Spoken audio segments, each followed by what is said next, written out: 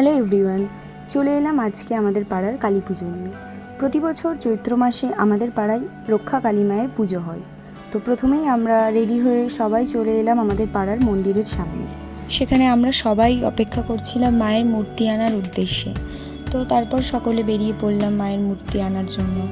এদিকে প্রচুর আনন্দ করেছি, প্রত্যেকেই খুব সুন্দর সাজুগুজু করে বেরিয়ে পড়েছিলাম। সকলে খুব নাচানাচি করেছিল, খুব আনন্দ করেছিল। এদিকে সোনালির পাগলামি নাচ শুরু হয়ে গেছে, প্রত্যেকে প্রচুর প্রচুর আনন্দ করেছে। পরে দেখো কে একটা আমার গায়ের মধ্যে স্প্রে দিয়ে দিয়েছে। ও কেউ না, সেটা হচ্ছে আমারই ভাইজি মাম্মা।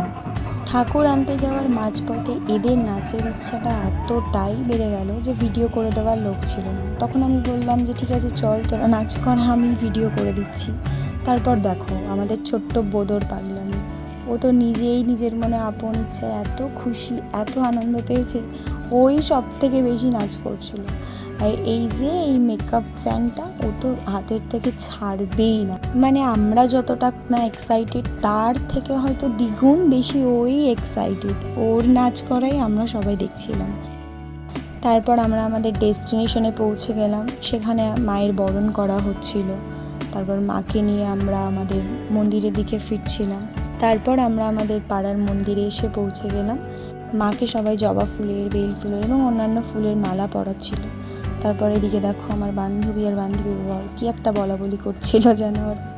এদিকে মায়ের পূজায় বসলেন ঠাকুর মশাই, প্রত্যেকে অঞ্জলি দিতে বসলো। অঞ্জলি দিয়ে পূজার পরে এবার হোমযজ্ঞ করা শুরু হচ্ছিল। ঠাকুর মশাই হোমযজ্ঞ করা শুরু করে দিল।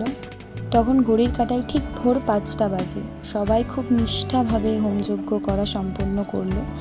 এদিকে দেখো আমার ভাইজি উপোস করেছিল বলে ও খুব টায়ার্ড, ও তো ঘুমিয়েই পড়েছিল। এভাবেই আমাদের পুজো সম্পন্ন হলো। তারপর সকলে বাড়ি চলে এলাম। তো টাটা।